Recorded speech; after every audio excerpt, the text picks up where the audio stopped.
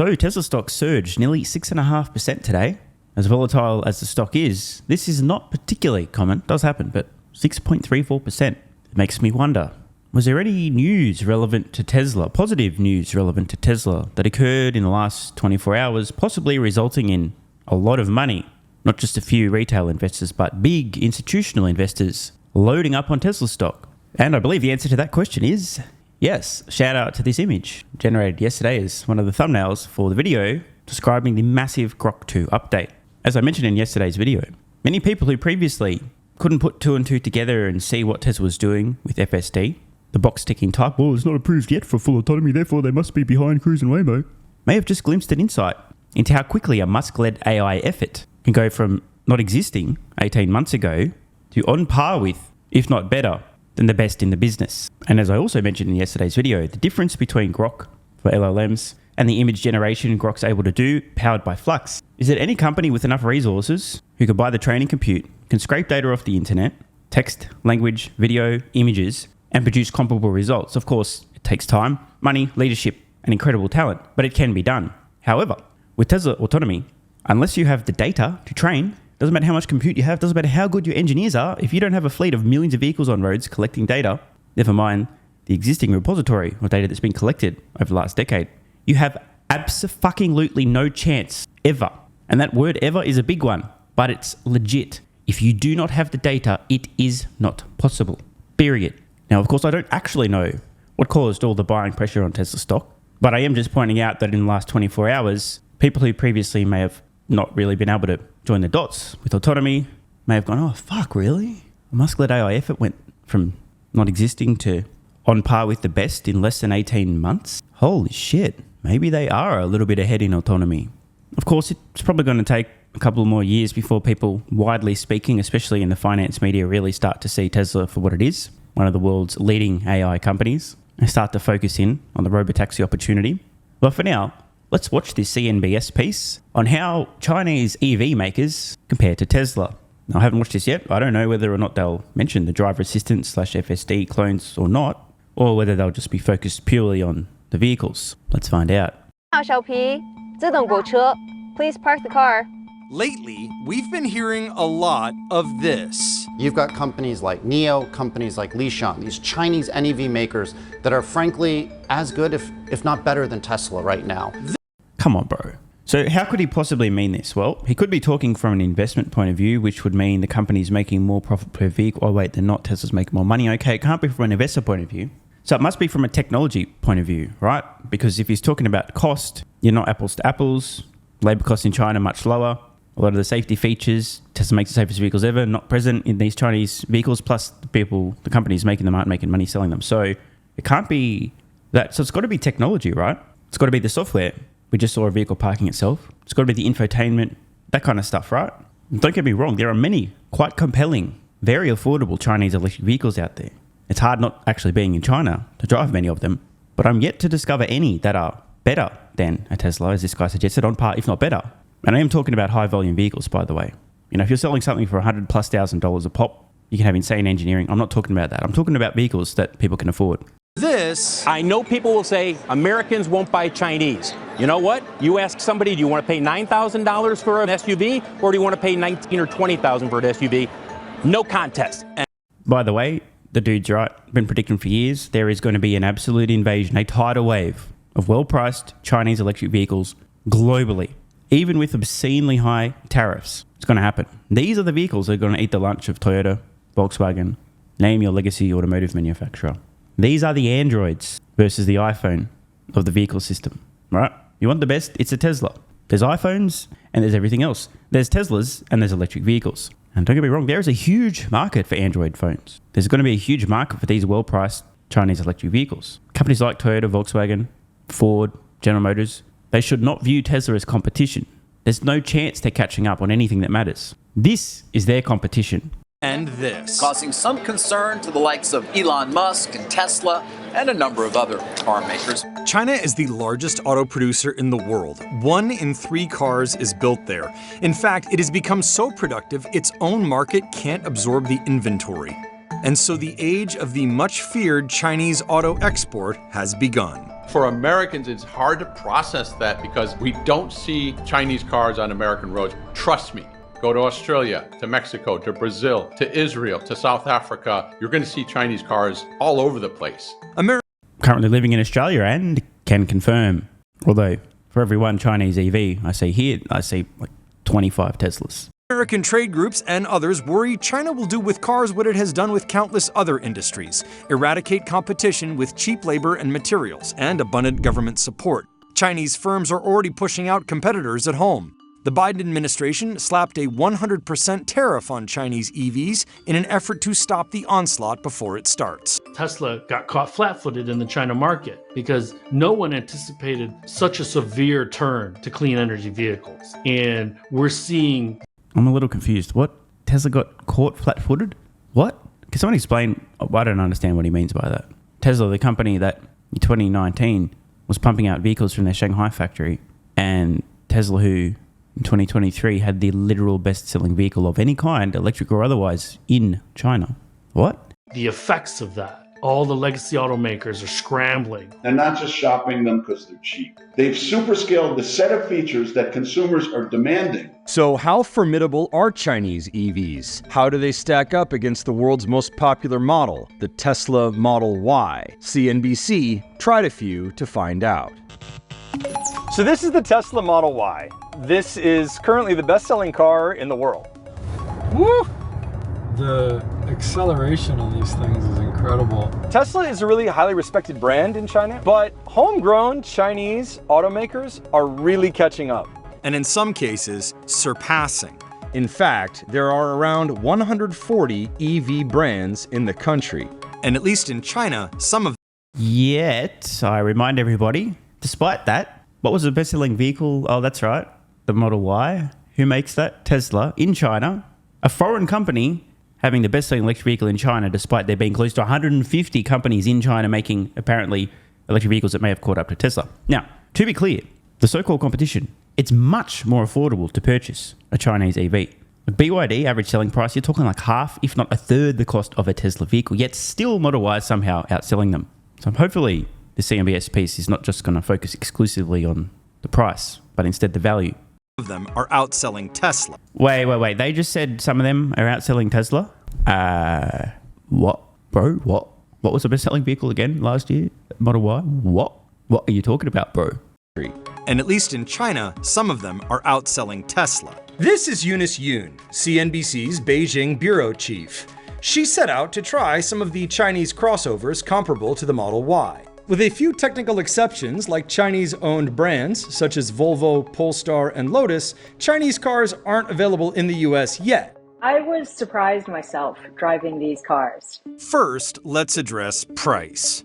The BYD Tang, for example, made by Tesla's biggest Chinese rival. BYD is known for making cars very cheaply. One of BYD's big selling points is that they're able to give you a car that is a 7-seater, a little bit of a shorter range than a Model Y, but at the same time, it's $11,000 cheaper. How do they get the cost down that much? Well, and then we get into that kind of secret Chinese superpower of state capitalism, where you have entrepreneurs driving costs down, innovating, designing better product, while at the same time getting tremendous support from city, provincial, and national political leaders who want China to win. Between 2009 and 2023, the Chinese government handed out an estimated $231 billion in subsidies and tax breaks. BYD, which is not government-owned, received $3.7 billion in direct subsidies between 2018 and 2022, most of it in that last year.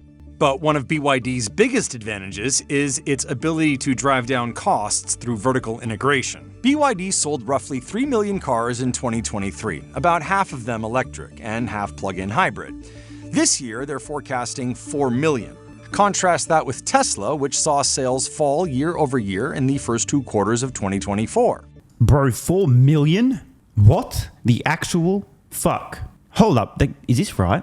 Now, look, just to be clear, only half of BYD's sales last year count because ICE vehicles with a little battery in them, they're four-wheel fossils. Sales of these things is going to plunge off a cliff in the next couple of years, and BYD will regret the fact that they were even selling them. If we assume an equal split, they're still looking at about 2 million electric vehicles this year. That is a staggering, very impressive number if they can pull it off. Again, with the average selling price roughly half or less that of a Tesla. But hey, you've got to give credit where it's due. BYD absolutely slaying it. For context, world's biggest automotive manufacturers today, really good year, sell 11 million vehicles. Call it 10, round it down a little bit. If BYD is close to half a split here, they do 2 million electric vehicles this year, they've only got a 5x. They're the size of a Volkswagen or a Toyota. Plug-in hybrid.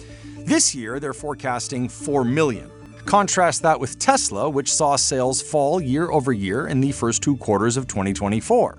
BYD is also one of the largest battery makers. About 40% of China's cost advantage is attributable to its engine batteries, which make up about 20 to 30% of a vehicle's total cost. BYD has done a phenomenal job of making in-house 75-80% of the parts that go into their cars. So they own the batteries and the battery supply chains. That's clear, and it contributes to lower cost and higher quality. And then apart from batteries, I do just want to take a moment here. The average battery cost in a BYD vehicle, according to this data, $6,000 for BYD. Other Chinese EVs, $7,000. Tesla, $7,000. Essentially the same cost for Tesla and Chinese EV companies. But when you look at Ford, Government Motors, nearly double, around $13,000. So again, companies like Ford and Government Motors should be shitting their fucking pants when companies like BYD are scaling massively with well-priced, fairly compelling electric vehicles. That's who they should be worried about. pretty much across every other category, BYD's costs are lower than its Chinese competitors, Tesla, and drastically lower than legacy competitors like Ford and GM. But all Chinese automakers benefit from low costs and a localized supply chain. This can be seen in the G6 from XPeng, a relatively small company that listed on the New York Stock Exchange in 2020. It hasn't done so well, although results were solid in the last 2 quarters of 2023. What's their pitch to the consumer? What made them different from the others?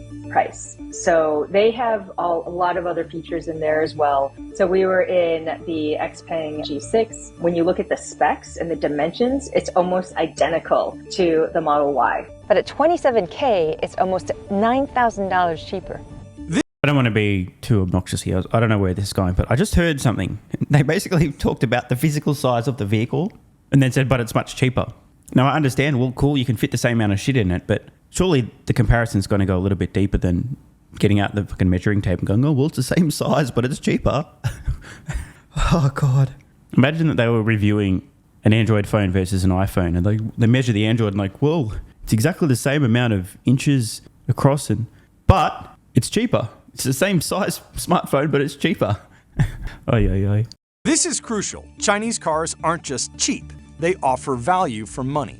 What Henry Ford did to this industry is he took something that was a rich person's toy and made it so that anybody working in a factory could afford it. China is democratizing the smart EV. And smart is the key word here. This means connected to the internet and loaded with tech. Chinese EVs tend to have a lot of bells and whistles. For example, I could ventilate my seat to deal with the summer heat. Oh, yeah, I can feel it. I could change a setting so that this EV sounds as though it's running on gas. FYI, any company that's wasting any engineering time at all doing dumb shit like that, as opposed to fun shit like fart mode, what are they doing? And I could tell the AI assistant to park the car without me. This is very handy. EV makers leverage these affordable tech features to target specific customers. This could be said of the Li Auto L6. Shares of its NASDAQ-listed manufacturer, $20 billion market cap, have had a rocky time while the company carves out its brand identity. Li Auto does market itself as more of a family type of car maker. To pull that off, the company offers extras you won't find in a Tesla. Technically, this one wasn't an EV. It has a gas-powered range extender on board. The extender appeals to road-tripping families or the many drivers stuck for hours in the city's notorious gridlock. Li Auto's L6 is about the same price as a Model Y, but has a longer range at 893 miles. So we are driving during rush hour in Beijing traffic, but this 5-seater is designed for families, and in a Chinese context, that means that a lot of extra creature comforts are common in the cabin. Family in the front seats can watch TV or get massaged by their chairs, and if you want a cold drink, there's a fridge in the back. At the higher end, there are innovations that companies like Tesla have only talked about. Take NIO, for example. It was a hyped IPO on the NYSE back in 2018, but shares are down 90% from a 2021 high due to sluggish sales growth and high... I mean, bro, this reminds me of the intelligence bell curve almost perfectly. cash burn. The company is relatively small, with a $9 billion market cap, and it only sells electric vehicles, about 160,000 of them in 2023. NIO has had its own way of dealing with charging challenges. Battery swapping, something that... Brain dead idea. It might sound cool for a customer's point of view. Hey, cool, I can swap the battery instead of charging it. Brain dead idea. Why? You've got a bunch of fucking batteries, instead of putting them in vehicles you've sold to customers, sitting around doing absolutely fucking jack shit. Waste of capital. Most customers charge their vehicle at home overnight. So this is catering to a very small number of customers who, instead of pulling into a charging network, spend 15, 20 minutes there at most for a full charge, instead swap out a battery. Well, this company is burning billions of dollars having these little battery swap stations everywhere, full of batteries that could have been in cars they sold to customers instead, sitting, waiting around. It's ridiculous. It's a gimmick. It's so dumb from a business point of view. It's convenient for customers, but from a not going bankrupt as a business point of view, such a dumb idea. Tesla had considered. NIO actually did it. If you want to swap your battery, first you find a station. You check what batteries they have, and then you place the order. 下单成功，前面还有2人。 There are 3,500 battery swapping stations around the country, most of which are NIO's. So we're 92% charged, and that took a little less than 10 minutes. Well, they say 3. Laughing my fucking ass off. That took nearly 10 minutes. So let me get this straight. In roughly the time it would take to do 2 battery swaps, you can charge your vehicle at a charging... I mean, what a dumb fucking idea. 3 minutes. My experience was about a little under 10. It's not difficult to find charging points here in Beijing. This map says 8 out of the 10 near me are available. China currently has 3 million public charging facilities. A lot of China auto industry analysts say the tech-forward features in and around these cars are really where Chinese automakers have a leg up on global competition. They are turning cars into connected devices that can work within the larger Internet of Things. The AI assistant Nomi is a draw as well. While other car AI systems respond to direct voice commands, such as turn off the air conditioner, people on social media say that Nomi sounds more like a person. Hey Nomi, I feel so cold. 我很冷. 调高了2度，马上就温暖了。 So, for example, instead of saying, turn off the air conditioner, I would say, oh, I'm feeling really cold right now. And then it would say, oh, okay. And then it starts, I was like, how about I just turn down the air conditioner? You know, and then it would also make some jokes sometimes. So, you know, when it was signing off, it was like, bye. It's no longer how many. Interesting. Personally, if I'm in a car and I want the air conditioning turned down, I'd just say that, or turned up, like, but anyway, whatever. This is an interesting point, a cool feature. Oh, by the way, shout out to XAI and Tesla. Guess what's going to end up in Tesla vehicles very soon? And that's right, Grok. Units of hardware you sell. It's all the data and analytics and aggregation and monetization of services that happen after you sell the car. That's the new business model. If you look at a company like Apple, they sell us things that we didn't know we needed. And they charge us a 35% premium for it. Does it really feel like you're in some sort of space-aged, cabin or something? Were there any that really stood out in terms of, being like especially tech-heavy? No. And I think actually that's the point. All of these Chinese EV makers are trying to distinguish themselves somehow. So they keep putting in all these different technology features. Some of them were really, really fun, but then there were some that were not as useful. And in fact, didn't really work very well. So in 2 different cars, we tried the auto parking, and it was a little stressful. Now, this is going to be quite interesting. Some honesty here. Apparently on 2 of the vehicles, the auto parking feature not exactly flawless. Just imagine what happens when these companies try to solve autonomy. Please park the car. So that didn't quite work. We're about... Well, obviously, the problem was she had that in female mode. Just switch it. I'm just triggering all the people that... You see what I did? Are you triggered? Yeah, I did that on purpose. You know it's true, by the way. Anyway, I can't help myself. Back to the video. 7 or 8 inches from the car next to us. We didn't hit it, so that's a good thing.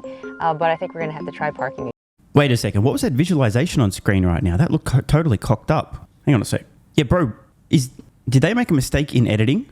Or is this what the car thought it was looking at? What the fuck?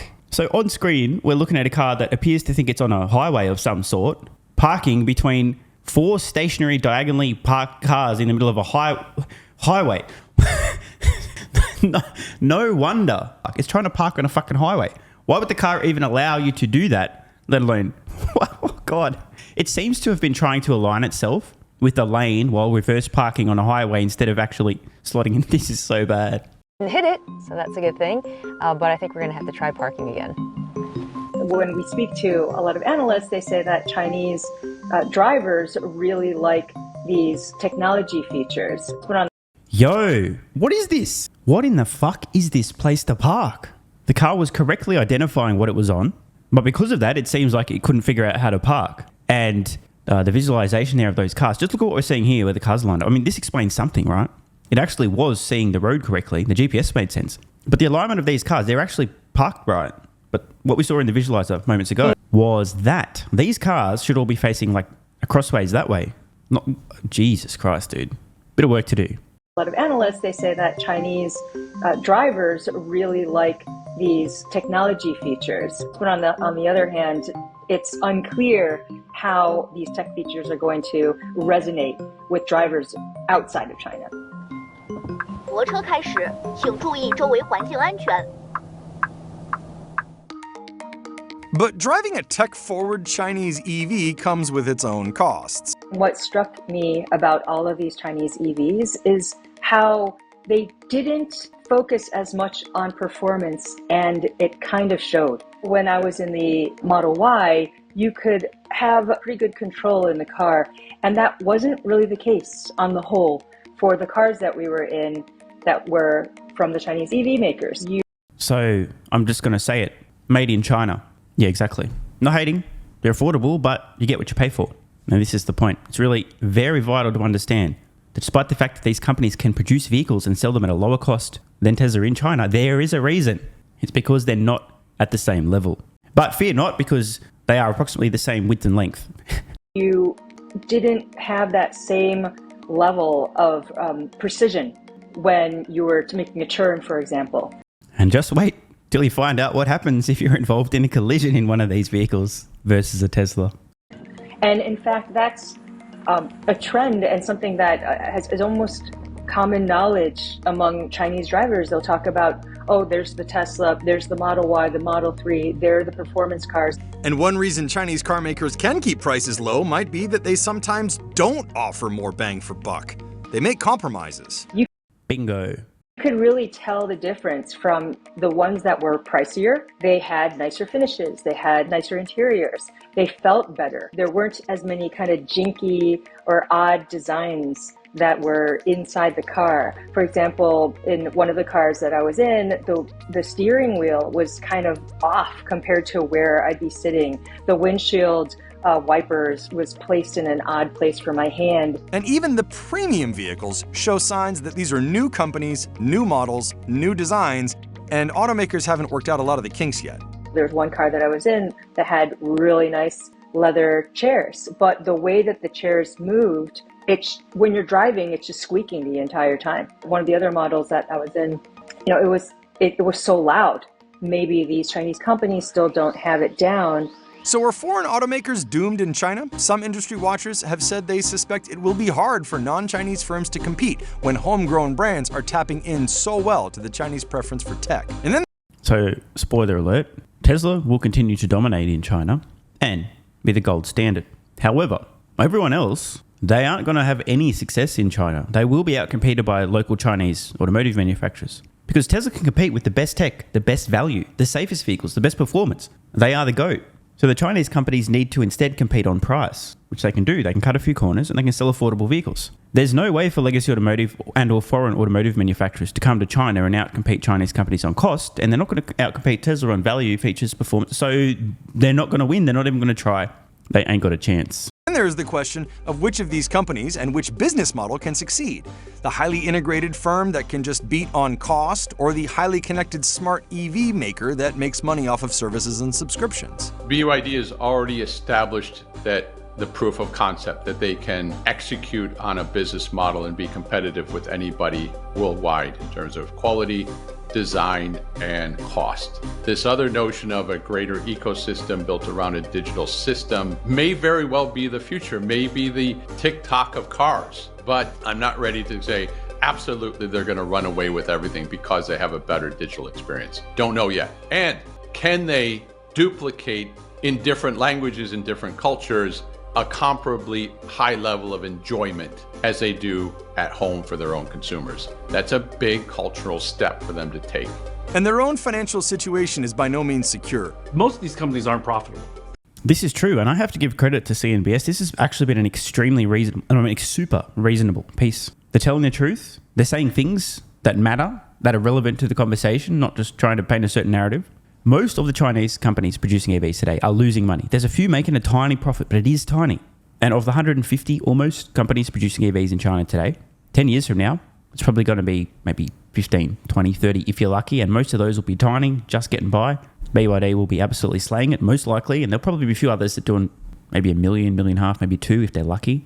Got to be a massive consolidation over the next decade. That's another characteristic of tech. Most of the tech companies, until they reach a critical mass or a certain inflection point from a sales cycle standpoint, they're not going to be profitable. And the price war is exacerbating that a bit. So, will Chinese EV makers dominate the global industry? For Chinese EVs, the big challenge is going to be to convince people overseas who have brand loyalty to the GMs and the Toyotas and the VWs, and to be able to convince them to switch not only to EVs, but to Chinese EVs that they've never heard of. So that's, to me, where the performance issues and also these little odd design quirks really count. Because a car is different from a mobile phone, for example. A car is something that you put your family in. And then, of course, there's the price. You know, you have all these discussions about, the government subsidies, and there's so much competition in the market. And I think all of that doesn't necessarily matter, because at the end of the day, it's going to be the consumers who decide who's really going to be ahead. Who is really going to be ahead? Tesla, I believe, will still maintain their dominant position, their technological leadership.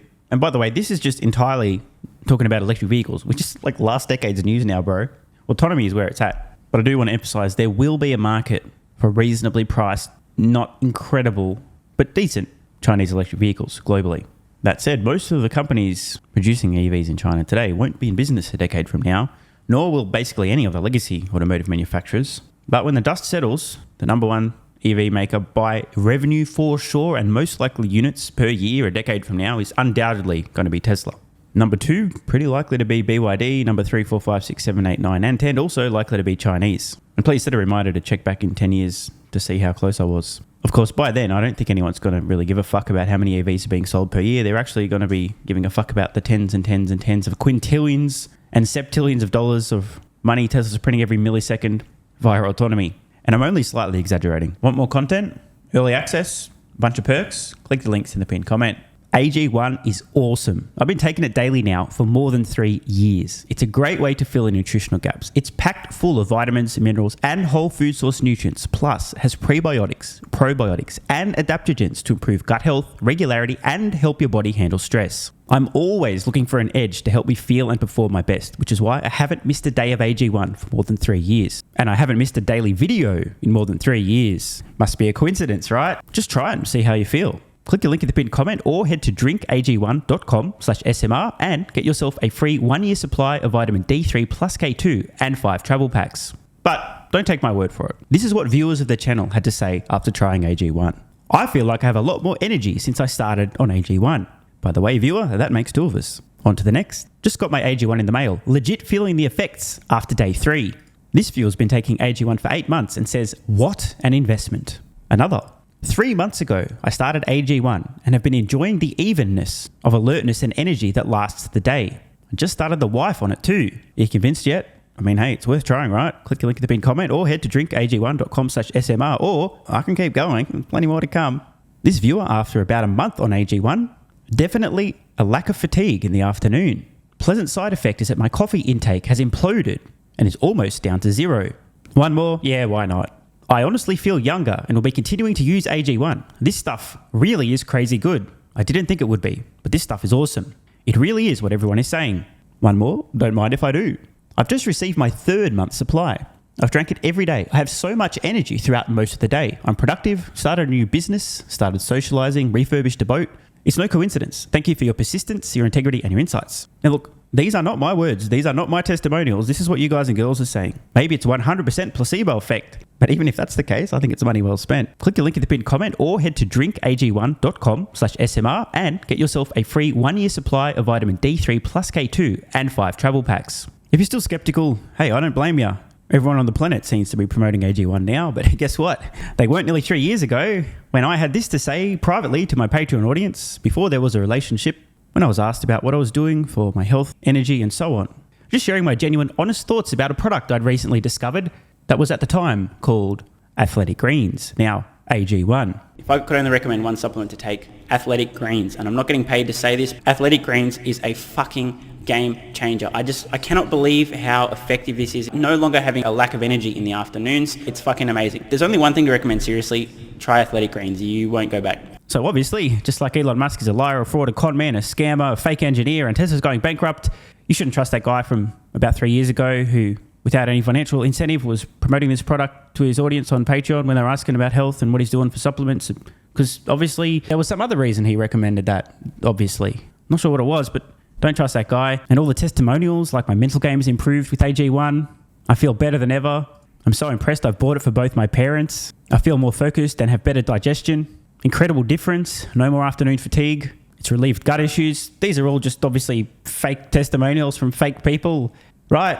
Wrong. Just try it. Unless you hate yourself. If you hate yourself and you don't even want to risk possibly feeling better, this is not for you. But for everyone else, what's the worst that could happen? Try it for a month. See how you feel. It's a no-brainer. Just click the link in the pinned comment or head to drinkag1.com/SMR. You'll get a free 1-year supply of vitamin D3 and K2 plus 5 travel packs. And you'll take the colossal risk that maybe you might have a similar experience to some of the people whose testimonials we've read in this video.